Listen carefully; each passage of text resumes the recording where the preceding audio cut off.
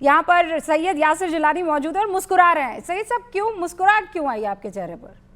देखिए रूबिका जी, अभी मौलाना साहब की बात मैं सुन रहा था। हमने लीगल एस्पेक्ट्स पे इस पे बहुत चर्चा करी है, और लीगल एस्पेक्ट्स पे जो सर्वोच्च अदालत है, सुप्रीम कोर्ट है, उसमें आज अंतरिम फैसला आने जा रहा है हम्म। और वो फैसला मान्य होगा। मैं मुस्कुरा इसलिए रहा था कि अभी भी ये कुछ बिंदु पे चर्चा करना मौलाना साहब चाहते हैं। इन्होंने एक अल्फाज बोला कि मुस्लिम ऑर्गेनाइजेशन।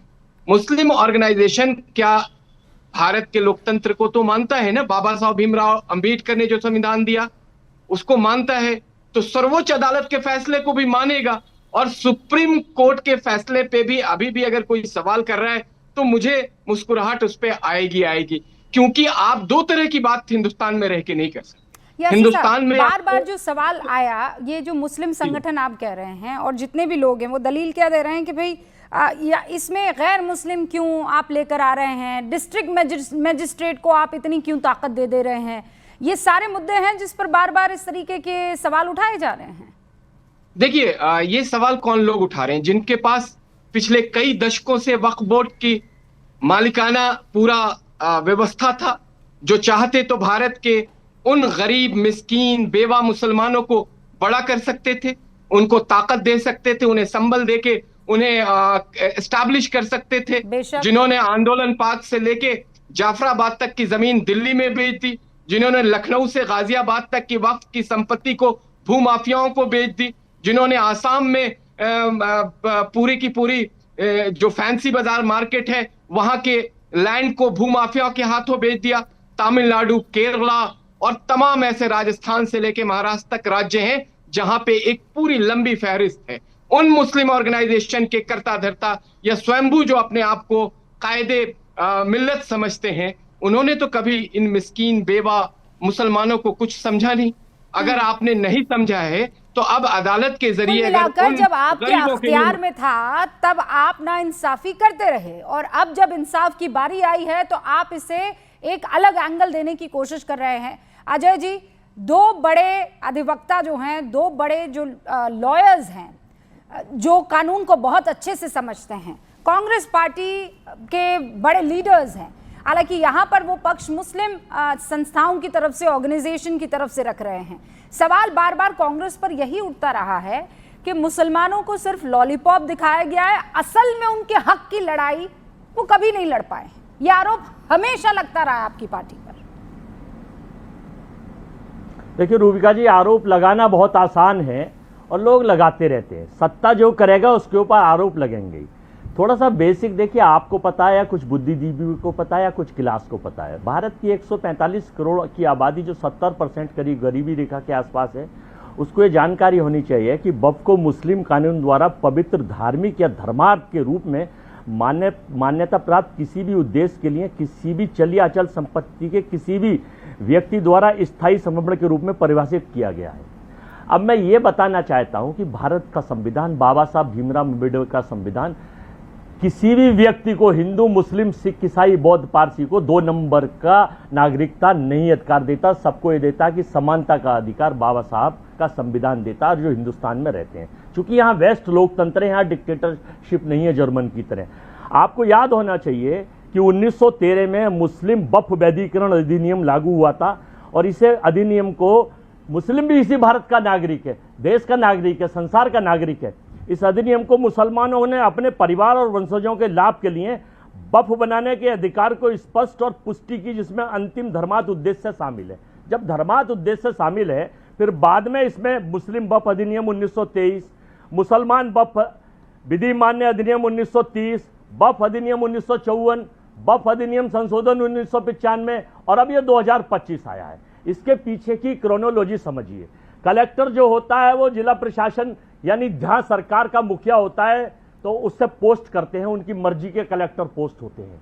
और कलेक्टर का पोस्ट होने का मतलब है देश की सरकार का आदेश, सरकार के मुखिया का आदेश, जो वो चाहेंगे वो होगा। क्योंकि इसके लिए थोड़ी सी क्रोनोलॉजी समझकर थोड़ा सा जाना पड़ेगा। जब किसानों के काले कानून लागू हो रहे थे तो पूरे देश में एक बड़े उद्योगपति ने पूरे देश में किसानों के उस अधिनियम के तहत अपने बहुत बड़े बड़े कार का वो बना लिए गए थे जिन्हें गोदाम बोलते हैं। बाद में जब वो कानून रद्द हो गया तो वो अजय जी, जमीनें कहना उनके क्या पास चाह है, रहे हैं लेकिन आप? क्या हुआ जाना ऐसे कहाँ में- जा रहे हैं? जी केवल मैं कहना चाह रहा हूँ नहीं, क्या कहना गुप्ता चाह जी रहे हैं? कहना चाह रहा हूँ हाँ, क्या कहना चाह रहा हूँ, सुन लीजिए बस। हाँ, क्या? मैं ये कहना चाह रहा हूँ कि वक्फ की हिंदुस्तान में जो महत्वपूर्ण जमीन दिल्ली में, मुंबई में, महाराष्ट्र में और कर्नाटका में, केरला में, तमिलनाडु में, बंगलोर में, बंगाल में सब जगह हैं, उन जमीनों के ऊपर साहब के मित्र की निगाह है और वो चाहते हैं कि उन जमीनों में कोई ऐसा कानून करके उसको उस मुस्लिम भाइयों के अधिकार से वंचित करके गरीबों से हटा हल्के के उन स्तर की जमीनों बात को कर उनको रहे हैं, बहुत देने ही का हल्के प्रावधान स्तर की भविष्य में आने वाला है। ये क्रोनोलॉजी मैं बता रहा हूं, मैं इनके बीच में नहीं बोला वर्मा जी, था, बहुत ही प्लीज। हल्के स्तर की आप बात कर रहे हो। ये क्रोनोलॉजी ऐसी- आने वाले ऐसी कल में बातें आएगी। मत ये हमारी सोच है,